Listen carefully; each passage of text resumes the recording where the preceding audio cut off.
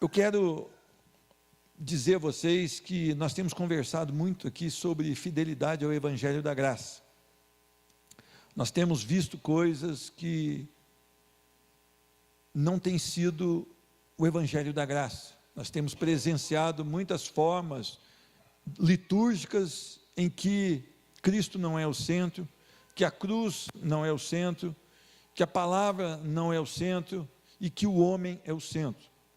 E eu queria pedir a permissão do Senhor. Hoje, antes de ler o texto, de fazer a introdução, eu queria pedir a permissão do Senhor para falar de algo maravilhoso, mas que eu não tenho condição nenhuma de falar. O meu coração está queimando por esse assunto.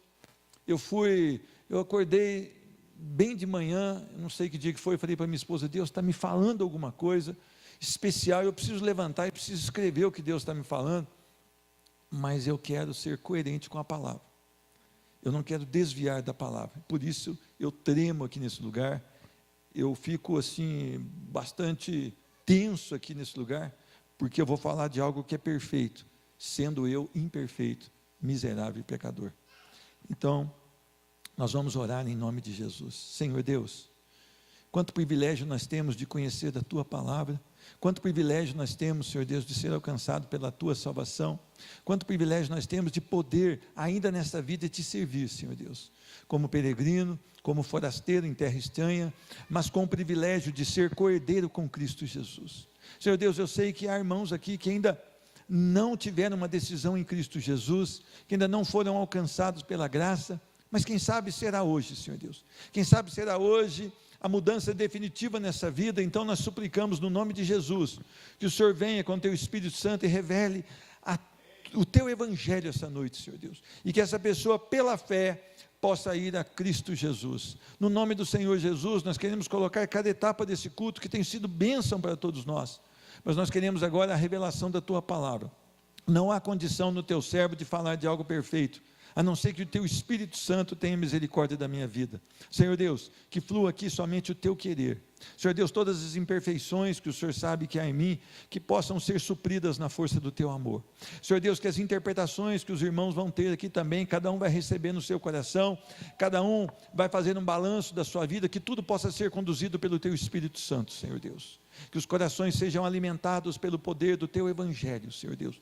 Nós não viemos aqui para ser mimados, nós não viemos aqui para ser elogiados, nós não viemos aqui, Senhor Deus, para ser massageados, Senhor Deus, mas nós viemos aqui para ser confrontados com a Tua verdade. Senhor Deus, a Tua palavra produz mudança nas nossas vidas, e toda mudança que é produzida pela palavra nos leva mais próximo da Tua verdade e mais submisso à Tua pessoa. No nome de Jesus, nós queremos ser santos, Senhor Deus, nós queremos crescer em santidade, nós queremos alcançar aquele propósito que o Senhor tem para cada um de nós, e é no nome de Jesus que nós oramos, amém e amém. Glória a Deus. Meus irmãos, eu queria falar sobre olhar para a cruz, eu queria falar sobre a suficiência da cruz. Nós temos visto e ouvido coisas que não dizem respeito à cruz de Cristo. Quando eu falo cruz, não é uma cruz com Jesus morto, pendurado numa madeira, e nós nos prostrarmos diante dela, não. Quando eu falo cruz, é Cristo Jesus, num sacrifício perfeito, consumado ali na cruz do Calvário, para que eu e você tivéssemos a oportunidade de salvação. Meus irmãos, eu quero avisar você sobre alguns assuntos. Primeiro, não há indiferença ante a cruz.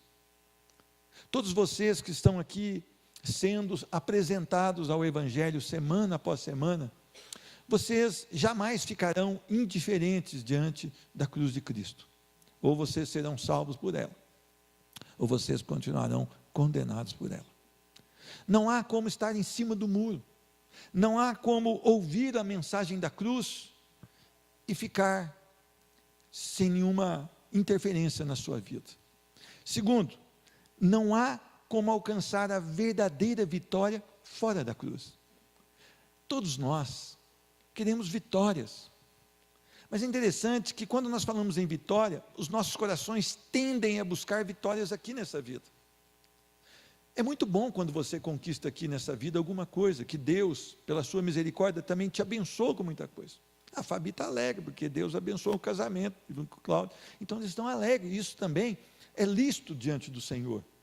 Mas quando nós pensamos na verdadeira vitória, que é a vitória onde nós estávamos condenados e pela cruz nós somos atraídos e salvos, é uma vitória que ela não apenas será por essa vida, mas por toda a eternidade.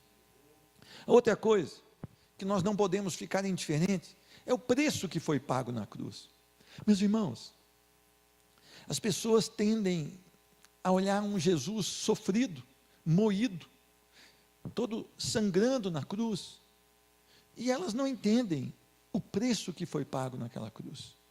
Elas não entendem que Jesus nos substitui ali. Elas não entendem que nós fomos comprados não com ouro nem com prata, mas com o precioso sangue do Cordeiro, e um Cordeiro santo, sem jamais ter pecado. Outra coisa, só há uma verdadeira mensagem, a mensagem do Evangelho, que nos revela a graça, através da cruz de Cristo. Eu não sei que tipo de mensagem você procura quando você entra num templo, ou quando você procura na internet uma mensagem, que tipo de mensagem você procura? Mas é interessante que pelo título das mensagens eu descarto a maioria delas. Depois, pela pessoa que também está falando, eu já descarto outra maioria delas. Porque eu preciso ser tocado pela palavra de Deus, e para que eu seja tocado, eu preciso da verdade do Evangelho. O Evangelho sem cruz não é Evangelho. O Evangelho sem o sacrifício do Cordeiro não é Evangelho. Então, qual o real valor da cruz na sua vida? Quando você entrou nesse templo, o que te atraiu aqui?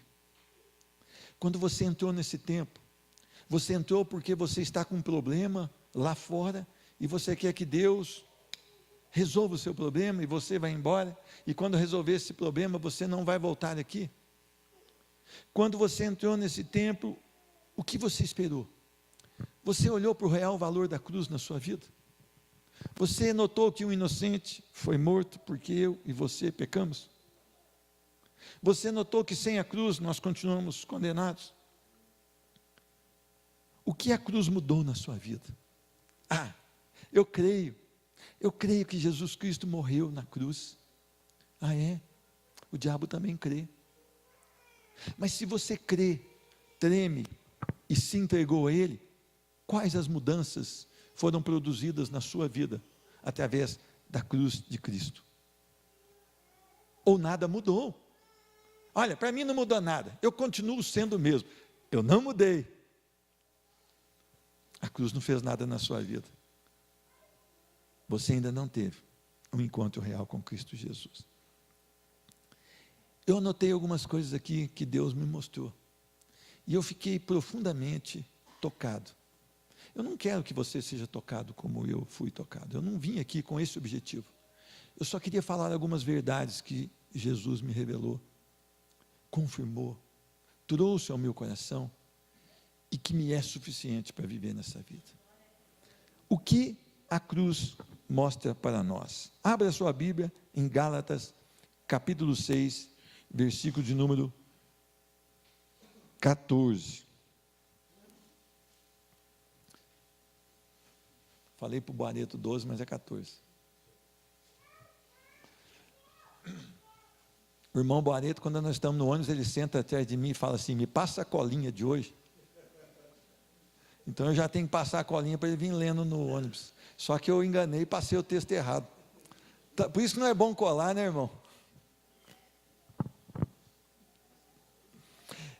Gálatas 6, 14. Gálatas 6, 14.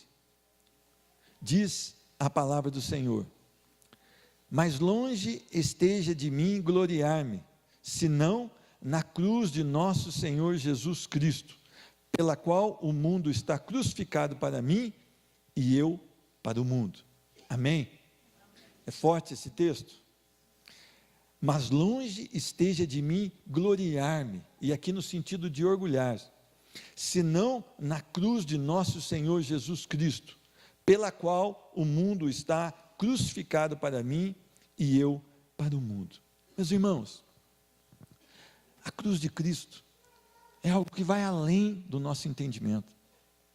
É algo que, se não for a misericórdia de Deus e o Espírito Santo, nós jamais conseguiremos alcançar tudo aquilo que a cruz tem para nos dizer, tudo aquilo que o sacrifício de Jesus na cruz tem para nos dizer. Muitas vezes nós somos muito simplórios. Eu já sei que o Evangelho é arrependimento, é crer no Senhor Jesus e ser salvo e morar na Jerusalém celestial. Mas vai mais, vai além. Algumas coisas eu aprendo que a cruz mostra para o homem.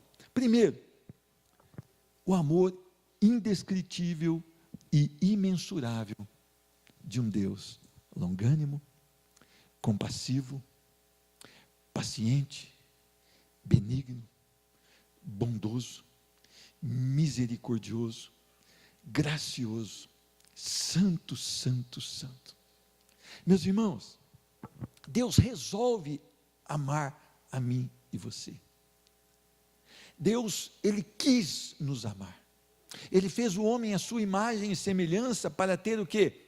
Uma convivência com Ele.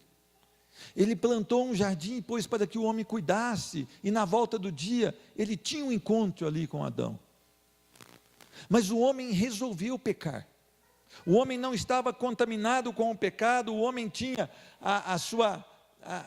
vamos dizer, ele poderia pensar, ele poderia negar, ele poderia tomar decisões, e ele tomou a decisão equivocada. E o homem pecou e foi destituído da glória do Senhor, foi mandado embora da presença do Senhor, e ele agora é um homem manchado pelo pecado, e nós também somos assim. É interessante que Deus resolve amar homem como eu, homem como você e mulher como você. Deus resolveu amar, não porque você era bom, não porque eu era bom, mas Ele resolveu nos amar sendo nós ainda pecadores. E muitas vezes nós não entendemos porque o nosso amor, ele não é nem indescritível e nem imensurável. Nós amamos se as pessoas nos amam. Nós amamos aqueles que nos fazem bem. Nós estamos fora da palavra quando procedemos assim. Nós precisamos amar incondicionalmente. A palavra diz que nós temos que amar o nosso irmão. E é interessante, ela vai além. Você precisa amar o seu próximo. Às vezes nem é irmão na fé. E Deus mostra esse amor.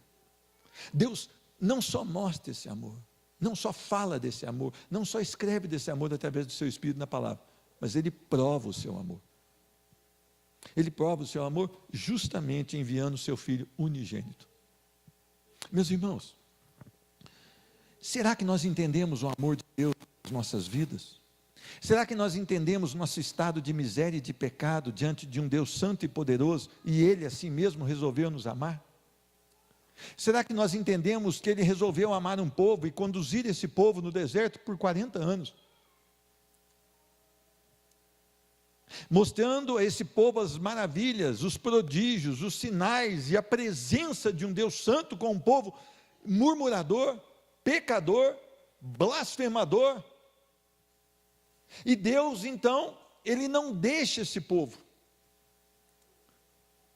Quando Ele fica bravo com esse povo, Ele diz: Moisés, eu vou destruir esse povo. Moisés fala: não.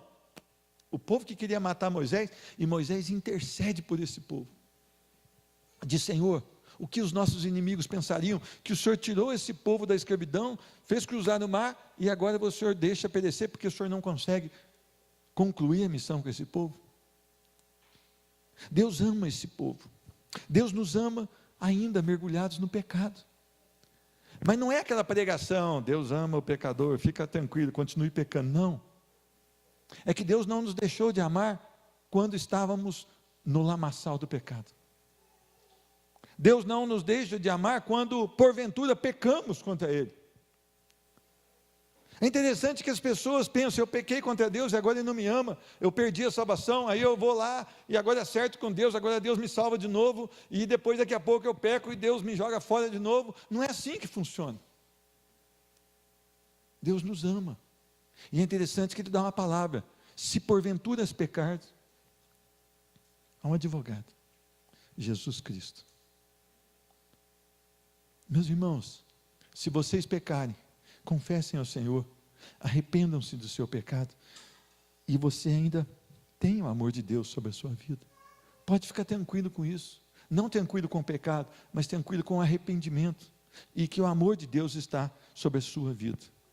Agora, uma coisa que nós não entendemos, é que Deus seria extremamente justo, se Ele chegasse aqui hoje, e falasse, vocês todos, inclusive o pastor da igreja, vai para o inferno. Ele ainda seria justo. Às vezes a gente tenta entender o amor de Deus com a razão humana, mas o que nós merecemos é a condenação. Nós só não a temos por causa da graça, um favor imerecido de Deus. Se a graça não estiver sobre a nossa vida, se esse amor indescritível, imensurável não estiver sobre a nossa vida, nós seríamos lançados ao inferno. E se nós fôssemos lançados ao inferno, mesmo com a nossa declaração de fé, ainda assim Deus seria justo, porque o nosso merecimento é esse. Agora, se eu mereço o inferno, Deus vem com seu amor, olhando para a minha vida, um coração pecador, um coração miserável, e Ele me tira da condenação, me coloca sobre uma rocha, e me faz um homem livre do pecado, como não servir a esse Deus?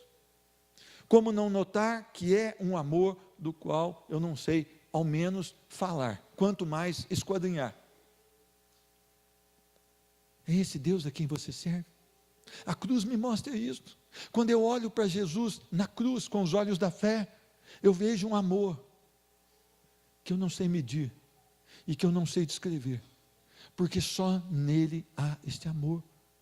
E eu creio que nós seríamos crentes melhores, se nós entendêssemos verdadeiramente o amor de Jesus na cruz do Calvário. A segunda coisa que eu noto aqui, eu olho para a cruz, com os olhos da fé, e quando eu vejo Jesus sozinho, recebendo a punição que seria minha, e que mesmo eu tendo essa punição na cruz, eu ainda seria enviado ao inferno, mesmo que eu fosse pregado a uma cruz, eu ainda assim seria enviado ao inferno. Quando eu olho para Jesus na cruz, quando eu celebro a ceia do Senhor, eu vejo a gravidade do pecado. Meus irmãos, o pecado tem sido tratado hoje pela igreja como um detalhe, como algo tranquilo, como algo assim, sem problema algum. Mas notem bem, vamos voltar lá no Éden. Adão pecou uma vez. O que aconteceu com ele? Foi expulso da presença de Deus. Quantas vezes nós pecamos essa semana? Quantas vezes nós transgredimos a palavra do Senhor essa semana? Quantas vezes nós pecamos sem notar a gravidade do nosso pecado, sem notar que o pecado nos separa de Deus. Isaías 59, se não me engano, 2, mas os vossos pecados e as vossas iniquidades fazem separação de você e Deus. E muitas pessoas, dentro de uma igreja evangélica, têm amado o pecado, e quando a palavra de Deus fala lá em Mateus 5, no Sermão do Monte, bem-aventurados que choram, não é o chorão, é aquele que chora pelo seu pecado, é aquele que quando peca se arrepende com uma tamanha profundidade, que ele olha para aquele pecado que ele cometeu e ele não suporta ser conivente com aquilo, e aquilo lhe traz uma dor no coração, e aquilo lhe traz uma tristeza segundo Deus, que o leva ao arrependimento sincero. Nós somos a geração que, eu pequei e peco, é só uma mentirinha. Mas o que tem? É só uma coisinha, é simples. E nós não nos arrependemos, porque nós justificamos o nosso pecado. Aliás, foi a primeira saída de Adão. Senhor, eu pequei porque o Senhor me deu essa mulher aí. A culpa é do Senhor, Deus. Quase foi isso que ele quis dizer. Agora, quando nós olhamos para dentro de nós, quando nós lemos a palavra de Deus, nós vamos notar que o nosso pecado tem feito separação entre nós e Deus. Então nós precisamos de um arrependimento profundo. E esse arrependimento deve ser todos os dias, porque todos os dias nós pecamos. Todos os dias temos pecado contra o Senhor. Meus irmãos, o que você pensou essa semana? O que você fez essa semana? O que você falou essa semana? Você pode vir aqui à frente e confessar perante essa igreja? Na íntegra? Seria duro, não é? Mas você foi ao Senhor e se arrependeu diante dele. E você olhou para Cristo na cruz pelos olhos da fé e viu que aquilo aconteceu pelo seu pecado. E eu vi que aquilo aconteceu pelo meu pecado. E agora eu entendo que há uma gravidade no meu pecado. E a palavra do Senhor em Romanos 6:23 diz que o pecado é algo tão grave que ele tem um salário. Olha o que diz em Romanos 6:23: pois o salário do pecado é a morte. Simples assim. O pecado não é algo que você pode manipular. Eu não sei se você notou no trânsito de Poços de Caldas, agora ficam as pessoas fazendo malabarismo, não é? Tem gente que está fazendo malabarismo com o pecado, e achando aquilo bonito, e achando aquilo bom. Mas o pecado tem que ser algo agressivo na sua vida. Você precisa odiar o pecado. Você não pode defender o aborto. Você não pode defender o sexo antes do casamento. Você não pode defender, jovem, a cola lá na escola. Você não pode receber aquela mensagem que fala contra o Evangelho da Graça e você achar aquilo maravilhoso. Aquilo deve ser agressivo à sua vida. O salário do pecado é a morte, mas o dom gratuito de Deus é a vida eterna em Cristo Jesus, que foi à cruz e morreu por mim e por você. Será que a nossa vida tem sido assim? Entendendo a gravidade do pecado que colocou o nosso Senhor Jesus Cristo, que jamais pecou, naquela cruz?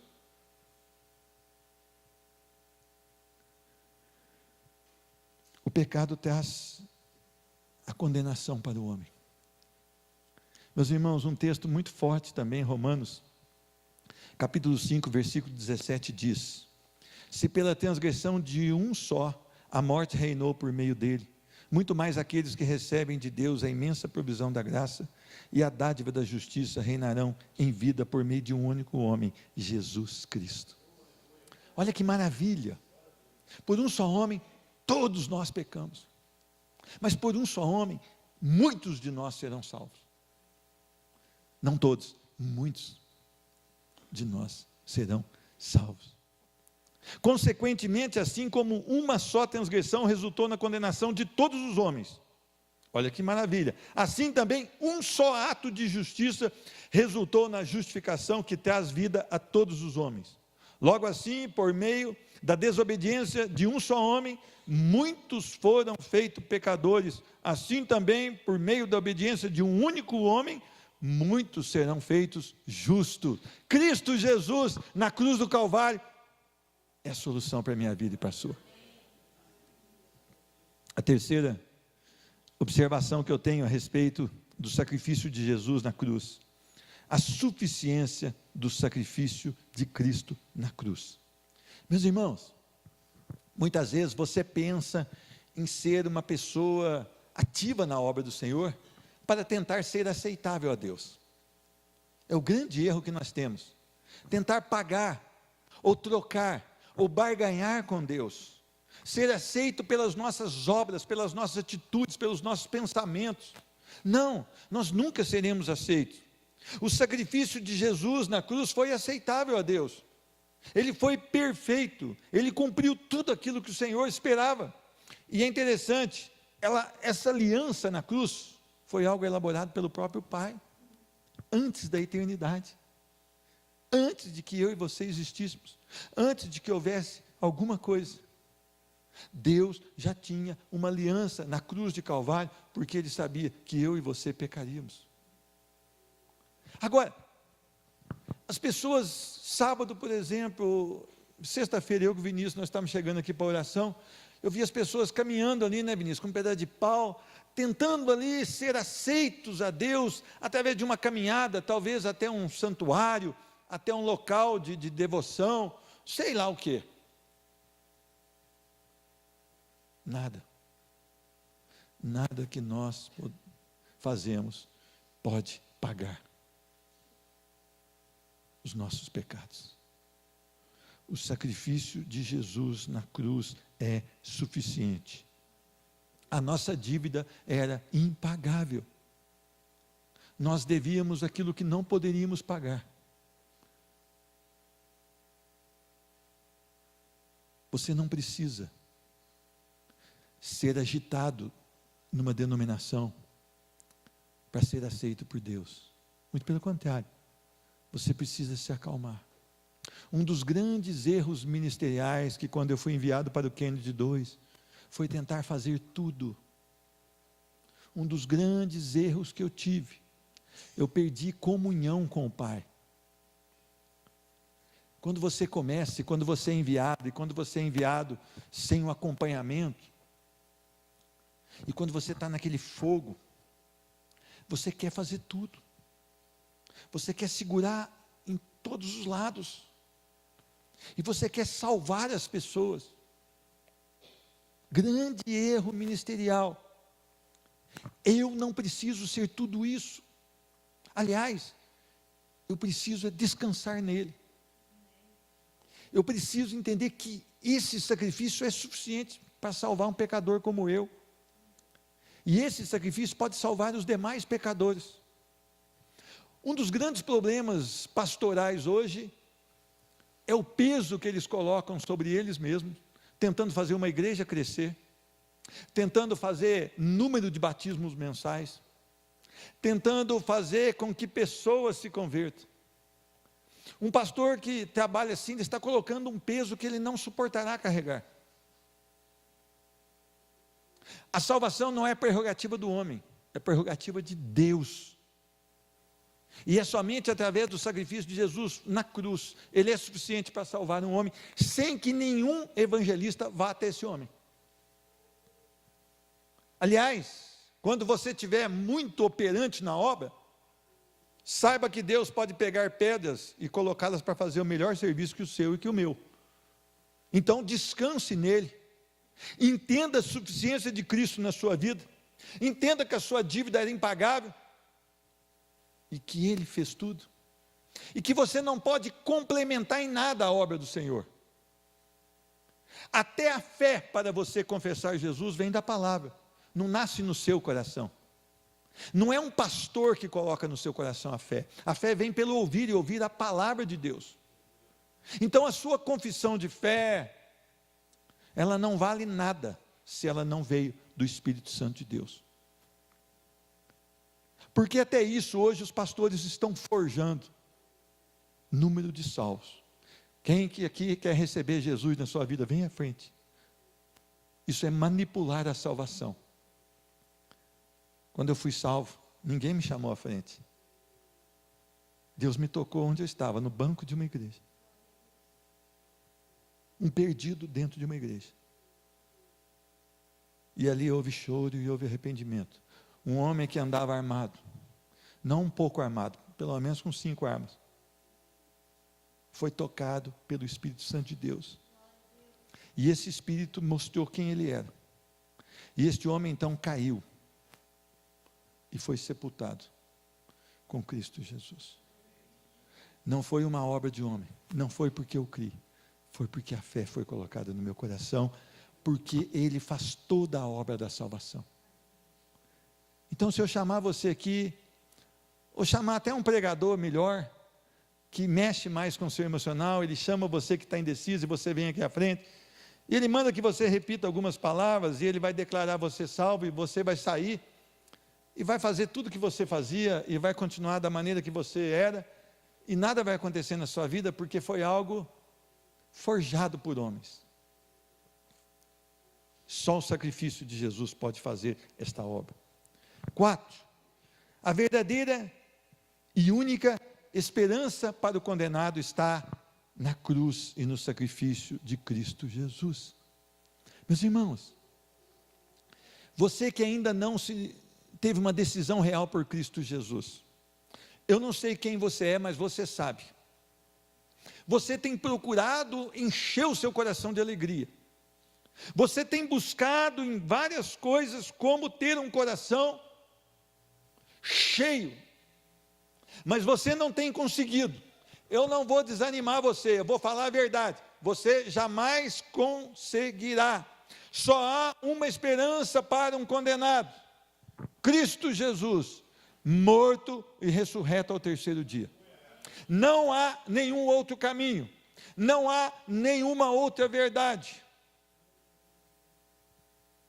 não há nenhuma outra vida a não ser em Cristo Jesus. A igreja precisa voltar para a palavra de Deus. Eu e você precisamos entender: a verdadeira e única esperança é a cruz, e a cruz é rejeitada pelo perdido. Você acha que o perdido ama a Deus? Ele não ama. Você acha que aquele homem que está no pecado ama a Deus? Não ama, ele odeia a Deus. Ele é um rebelde contra Deus. Ele precisa então ser tocado por Deus. Quando nós entendemos pela palavra do Senhor em 1 Coríntios 1,18, olha o que diz lá: pois a mensagem da cruz é loucura para os que estão perecendo, mas para nós que estamos sendo salvos, é o poder de Deus. Você vem entender aqui que o perdido odeia a Deus. O perdido não ama a Deus. Você vai encontrar pessoas aí no Brasil todo que dizem: eu amo a Deus, mas tem uma vida fora da palavra do Senhor. Na verdade, eles não amam a Deus. Eles amam o pecado. Eles são discípulos de Satanás, até que um dia a graça do Senhor os alcance, ou não. Se não alcançar, eles continuarão da mesma maneira. Senão, eles serão sempre rebeldes contra o Senhor. Não há um coração ímpio que não seja rebelde contra Deus. A mensagem da cruz é loucura para os que estão perdidos. Eles não aceitam um tipo de mensagem como essa. Um Deus santo, poderoso, vir, ficar como homem aqui por um tempo, depois ser condenado à morte, que só os piores marginais seriam condenados. Essa mensagem só pode ser entendida quando o Espírito Santo de Deus toca um coração e nós vemos que é a única esperança para aquele que está condenado. Só através de Cristo Jesus a salvação, só através daquele sacrifício da cruz nós podemos obter a salvação. Meu irmão, não olhe para nada a não ser para a cruz de Cristo. O Senhor Jesus diz: quando eu for levantado, eu atrairei a todos. Todos olharão para a cruz de Cristo. A maioria será condenada, mas muitos serão salvos pela misericórdia dele. Não há como ficar indiferente a essa única esperança, Cristo Jesus. Eu queria que você prestasse atenção. Durante a sua semana, você se lembra do sacrifício de Jesus na cruz? Antes de você tomar as suas decisões, você se lembra do sacrifício de Jesus na cruz, da importância que você deve dar, da prioridade que você deve dar à palavra de Deus? Durante a semana, você nota que a sua vida, durante a semana, reflete verdadeiramente quem você é perante Cristo Jesus? Não é aqui dentro, não é nessa 1h30 que a gente fica aqui, não, é lá fora. Lá fora, lá no seu dia, lá na sua vida, lá na sua labuta, é lá que você mostra se você já tem essa esperança viva no seu coração. Meus irmãos, nós precisamos retornar urgentemente para o Evangelho da Graça. Quinto, a cruz, Cristo Jesus, é a justificação total do pecador. Meus irmãos, nós estávamos condenados, e nós não podemos apenas falar: me perdoa e está tudo pronto. Deus é um justo juiz, Ele não pode simplesmente dizer: olha, agora está tudo apagado. Não é assim que funciona. Há de se pagar o preço pelo nosso pecado.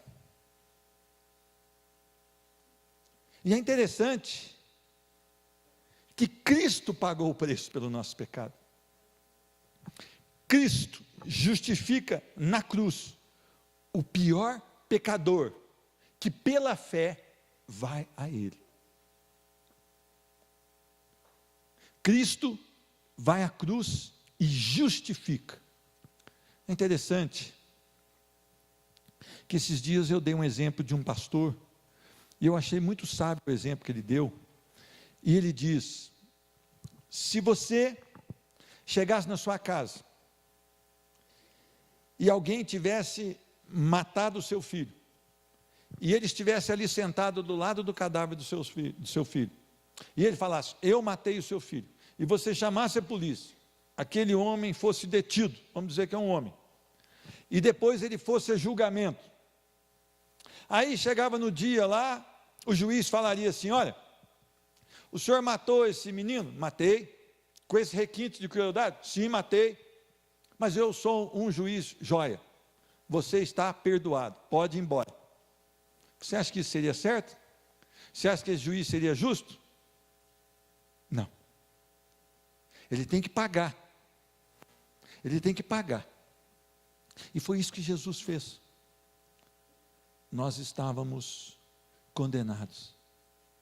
Além do perdão que nós obtivemos da parte de Deus, Jesus vai e paga a nossa pena. Agora nós nos tornamos justos, não porque nos arrependemos, mas porque Cristo pagou o nosso pecado. Vocês entenderam? Quando ele vai ao Getsêmani, na sua angústia, e ali ele tem o suor com sangue. Vocês entenderam agora? Porque ele iria receber sobre ele todos os nossos pecados, e a ira de Deus seria derramada sobre ele. Não é por causa dos cravos, nem porque a morte de cruz era a morte mais violenta da época, porque muitos outros cristãos foram crucificados também. Estima-se que 50 milhões de cristãos foram mortos com requintes de crueldade. Quando Nero sentia assim vontade de matar cristãos, ele pendurava cristãos no seu jardim, colocava piche e lançava fogo. Eles serviriam de luminárias para o seu jardim. E diz que a maioria daqueles cristãos estavam amarrados ali, cheios de piche, glorificando a Deus e cantando hinos de louvor. Em espírito e em verdade te adoramos. E diz que quando um cristão daquele morria, o seu sangue vertia no chão, e brotavam ali 50, 30, 40 crentes novos, e Nero teve que parar de queimar os cristãos, porque quando ele colocava os cristãos na arena, para ser devorados pelos leões, às vezes mãe com recém-nascidos, famílias com crianças, e quando os leões matavam toda aquela gente, que Nero andava no meio daquelas carcaças, havia expressão de adoração e alegria naquelas pessoas, e diz que Nero não se conformava como aqueles homens e mulheres morriam, estraçalhados por leões, mas com os rostos brilhando, talvez como Estevão quando brilhou, e pareceu seu rosto como o rosto de anjo. Então não foram os cravos que foram a parte mais dura da crucificação de Cristo, mas o meu pecado e o seu pecado, que fizeram com que ele recebesse sobre ele a ira de um Deus furioso. Meus irmãos, uma obra que traz a paz entre Deus e o homem. Nós estávamos em guerra diante de Deus. Olha o que diz aqui versículo 5, versículo 1 do capítulo 5 de Romanos: tendo sido, pois, justificados pela fé, temos paz com Deus por nosso Senhor Jesus Cristo, por meio de quem obtivemos acesso pela fé a essa graça na qual agora estamos firmes, e nos gloriamos na esperança da glória de Deus. Cristo Jesus nos trouxe paz com Deus. Nós estávamos sem estar reconciliados com Deus, mas através de Cristo nós estamos agora reconciliados com Deus. Meus irmãos, eu quero que você entenda, os sacrifícios que eram feitos no Antigo Testamento, eram só para mostrar que o Cordeiro Santo faria o sacrifício perfeito. Sangue de touros e de bodes não poderiam perdoar pecados. Havia de um Cordeiro justo, reconhecido por João Batista. Eis o Cordeiro que tira o pecado do mundo. Seria morto e sacrificado. Aquele mesmo que começou com Abraão, quando ele ergue o cutelo para seu filho Isaque, e o Senhor então diz: pare, agora eu sei que tu me amas. E agora esse cutelo, pelo próprio Deus, é desferido em Cristo Jesus. E eu e você temos acesso ao Pai por meio de Cristo Jesus. Você tem entendido isso? Olha o que diz Hebreus 10, 12. Mas quanto este sacerdote acabou de oferecer para sempre, Cristo Jesus, o verdadeiro sacerdote, um único sacrifício pelos pecados, assentou-se à direita de Deus. Daí em diante, ele está esperando até que os seus inimigos sejam colocados como estrado dos seus pés. Porque, por meio de um único sacrifício, ele aperfeiçoou para sempre os que estão sendo santificados. Glória a Deus em Cristo Jesus. Nós não podemos ter outra mensagem. Cristo Jesus é a nossa mensagem. Nós não podemos perder tempo. Nós não podemos perder tempo com um pastor engraçado, com um jovem com o cabelo arrepiado para ministrar para jovem. Nós não podemos perder tempo com isso. Nós precisamos falar de Cristo e da obra de Cristo, da palavra de Deus. Não há tempo a ser perdido. Não há louvor em falar de outra coisa a não ser de Cristo Jesus. Conclusão: olhe para a cruz. Pare de olhar para o homem. Pare de olhar para as situações dessa vida. Pare de olhar para esse mundo. Meu irmão, às vezes eu falo que é difícil o crente ter um programa de televisão para ele assistir. É quase que impossível. Porque nada ali está glorificando a Deus. Muito pelo contrário, tem sido uma defesa às coisas que Deus condena.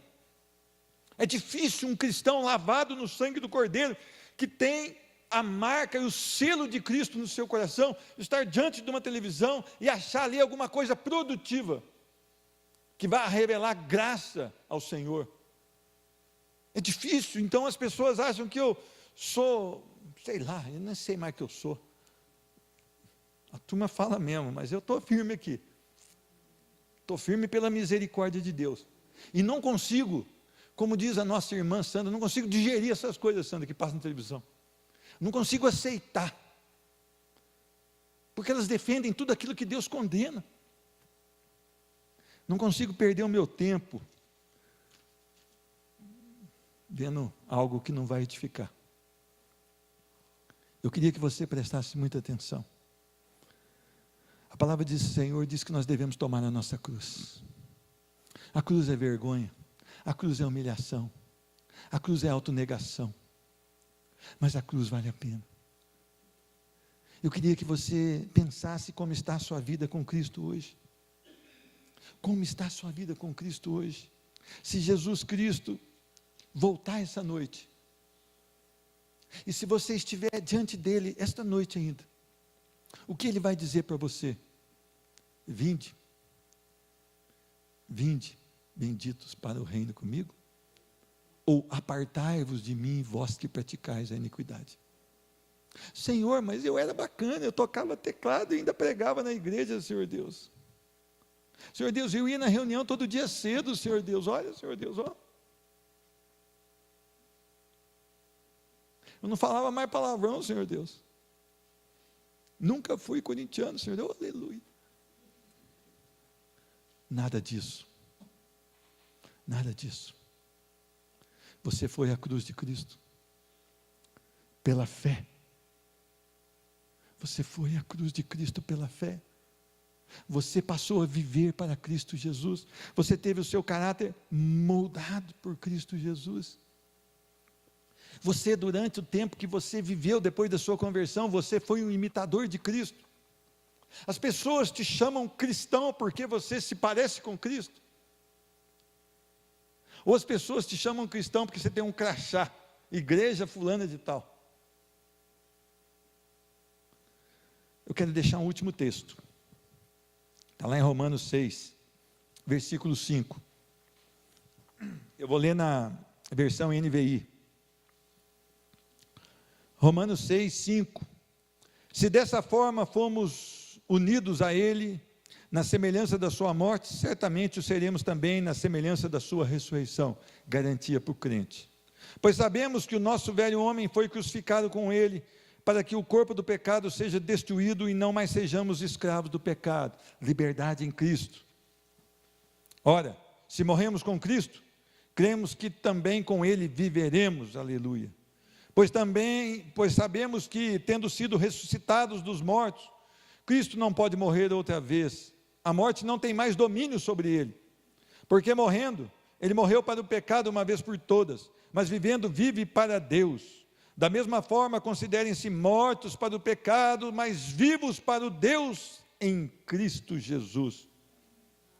Portanto, não permitam que o pecado continue dominando os seus corpos mortais, fazendo que vocês obedeçam aos seus desejos. Cuidado com o negócio do coração. Ai, mas meu coração mandou. Coração é corrupto, enganoso, terrível.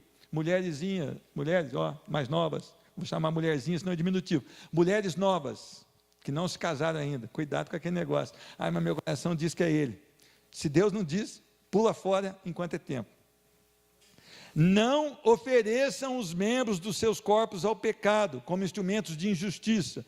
Antes, ofereçam-se a Deus como quem voltou da morte para a vida, e ofereçam os membros dos seus corpos a Ele como instrumentos de justiça. Olha, vocês voltaram, vocês salvos voltaram, ou nós voltamos da morte para a vida. Nós estávamos mortos nos nossos delitos e pecados. Pois o pecado não os dominará, porque vocês não estão debaixo da lei, mas debaixo da graça. É Deus que faz isso. A graça de Deus, nós não merecemos, mas ela foi derramada sobre alguns de nós. E eu espero que seja derramada sobre todos nós. Que Deus te abençoe. Que você possa ser mais simples em buscar a Deus. E que o foco da sua busca possa ser Cristo Jesus. Meus irmãos, preste bem atenção. O Evangelho significa arrependimento e crer no Senhor Jesus. O Evangelho não é nada além disso. É arrependimento da nossa vida e crer no nome do Senhor Jesus. Que Deus te abençoe. Que Deus possa confortar o seu coração, que Deus possa consolar o seu coração, no nome de Jesus. Amém?